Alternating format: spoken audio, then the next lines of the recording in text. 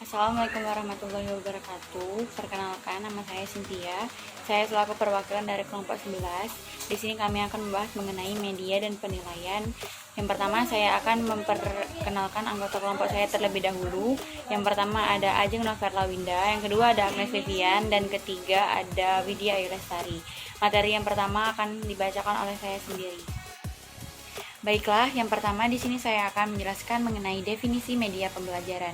Definisi media pembelajaran secara umum yaitu media pembelajaran adalah media yang digunakan untuk membantu merangsang pikiran, perasaan, kemampuan, dan perhatian siswa dalam proses belajar mengajar di kelas. Media tersebut dapat berupa alat ataupun bahan mengajar. Media pembelajaran adalah bahan, alat, atau segala sumber daya yang digunakan dalam proses penyampaian informasi guru kepada murid, baik berbentuk fisik ataupun piranti lunak. Media pembelajaran menurut para ahli. Yang pertama itu media pembelajaran menurut H. Malik adalah segala sesuatu yang dapat digunakan untuk menyalurkan pesan atau bahan pembelajaran sehingga dapat merangsang perhatian, minat, pikiran, dan perasaan. Lalu yang kedua, media pembelajaran menurut Gerlach dan Eli merupakan alat-alat grafis, fotografis, atau elektronis untuk menangkap, memproses, dan menyusun kembali informasi visual atau verbal.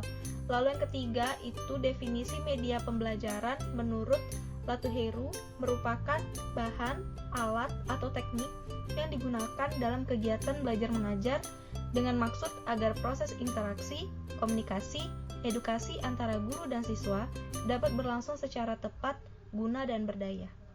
Jenis media pembelajaran IPS ada dua, yaitu berdasarkan sifat dan berdasarkan pengelompokan. Yang pertama itu berdasarkan sifat, itu ada 3, bersifat umum tradisional, contohnya papan tulis, buku teks, majalah, buku rujukan, dan lain-lain.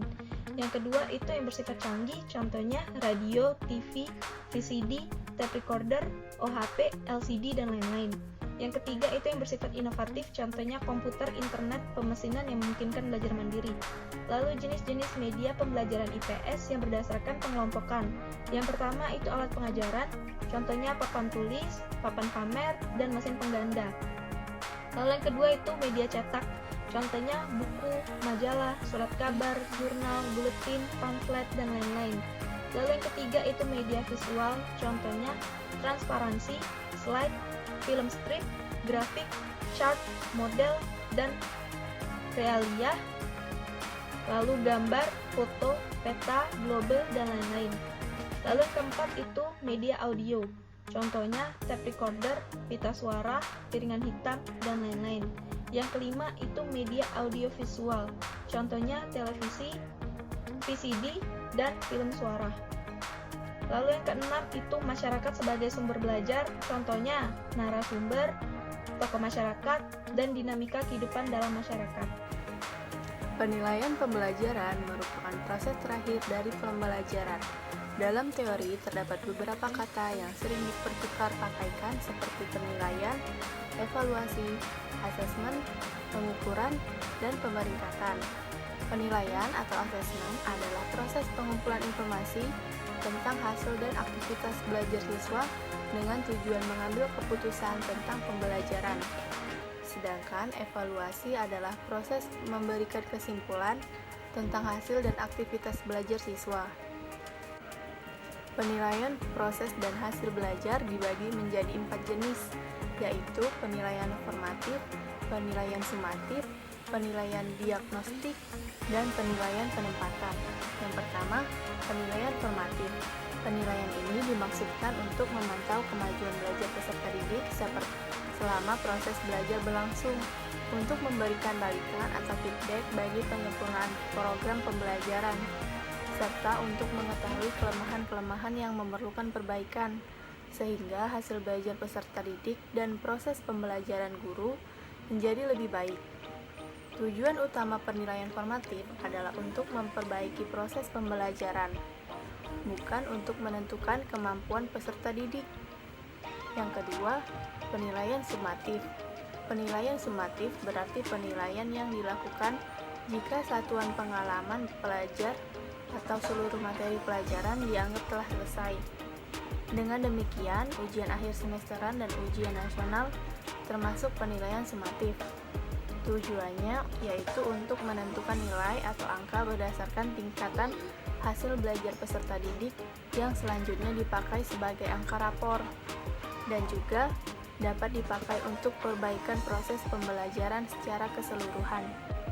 Yang ketiga, penilaian penempatan. Penilaian penempatan ini tujuan utamanya adalah untuk mengetahui apakah peserta didik telah memiliki keterampilan-keterampilan yang diperlukan untuk mengikuti suatu program pembelajaran, dan sejauh mana peserta didik telah menguasai kompetensi dasar sebagaimana yang tercantum dalam silabus dan rencana pelaksanaan pembelajaran atau RPP. Yang keempat, pelaksanaan diagnostik. Pelaksanaan ini dimaksudkan untuk mengetahui kesulitan belajar peserta didik berdasarkan hasil penilaian formatif sebelumnya. Dan penilaian ini memerlukan sejumlah soal untuk satu bidang yang diperkirakan merupakan kesulitan bagi peserta didik, dan soal-soal itu bervariasi. Yang kelima, penilaian selektif adalah penilaian yang bertujuan untuk keperluan seleksi, misalnya ujian saringan masuk ke lembaga pendidikan tertentu. 4. Jenis penilaian dalam pembelajaran IPS. A. Pengertian penilaian pembelajaran.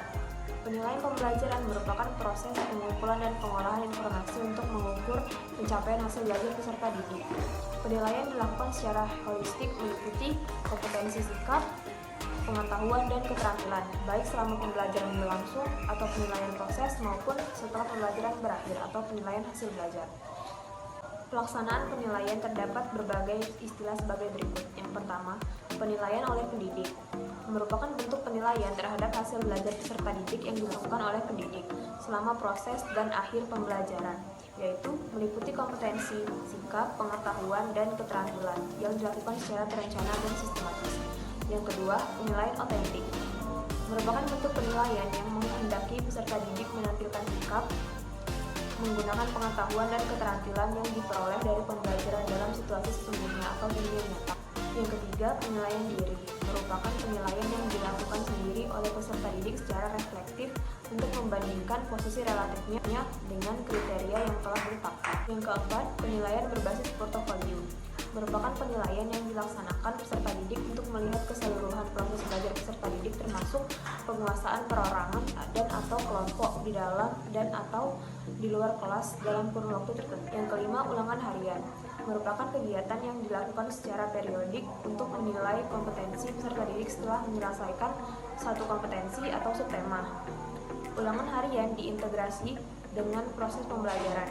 Yang keenam, ulangan tengah semester atau UTS merupakan kegiatan yang dilakukan oleh pendidik untuk mengukur pencapaian kompetensi peserta didik di tengah semester. Yang terakhir, ulangan akhir semester atau UAS merupakan kegiatan yang dilakukan oleh pendidik untuk mengukur pencapaian kompetensi peserta didik di akhir semester. Baiklah, sekian penjelasan materi dari kelompok